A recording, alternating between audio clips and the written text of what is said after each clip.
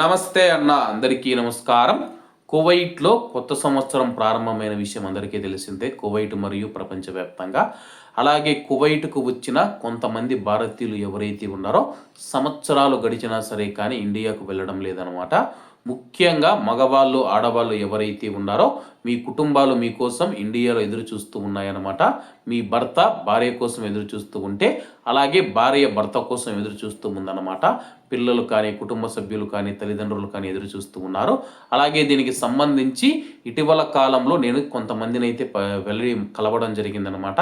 వాళ్ళు చెప్పిందంటే కానీ మా నాన్న వెళ్ళి 13 సంవత్సరాలు అవుతూ ఉంది, మా బిడ్డ వెళ్ళి 10 సంవత్సరాలు అవుతూ ఉంది, ఒక ఫోను లేదు, ఏమీ లేదు, ఎవరినైనా అడిగితే కానీ నెంబర్ కూడా ఇవ్వడం లేదని చెప్పేసి మా నెంబర్లను బ్లాక్ లిస్ట్లో ఉంచుతూ ఉన్నాడు. ఒకవేళ నెంబర్ ఎవరి ద్వారా తీసుకున్నా సరే కానీ అని చెప్పేసి కన్నీటి పర్యంతం అవుతూ ఉన్నారనమాట.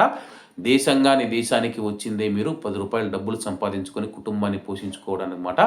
ఇప్పుడు ఆ యొక్క కుటుంబాన్నే మర్చిపోయి ఇక్కడికి వచ్చేసి కొన్ని అక్రమ సంబంధాల కారణంగా మనం చూసుకుంటే కానీ తల్లిదండ్రులను కావచ్చు, భార్య బిడ్డలను కావచ్చు, కుటుంబాన్ని మర్చిపోయి అయితే ఏళ్ల సంవత్సరాల తరబడి అయితే కువైట్లో నివసిస్తూ ఉన్నారనమాట.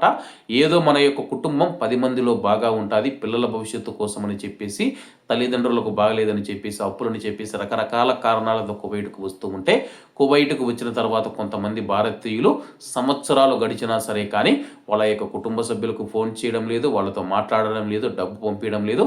ఇక్కడ యొక్క కుటుంబాలు మనం చూసుకుంటే కానీ దయనీయమైన పరిస్థితులు అయితే అలాగే మనం చూసుకుంటే కానీ ఆర్థికంగా డబ్బులు లేకపోవడంతో అప్పులు చేసుకుని నానాకు మాటలు పడుతూ ముఖ్యంగా ఆడవాళ్ళు అయితే కానీ మొగుడేమో వదిలేసి కువైట్కి వెళ్ళిపోయాడు, ఇక్కడ ఈ పరిస్థితి అని చెప్పేసి రకరకాలుగా మాట్లాడుకుంటూ ఉంటారనమాట.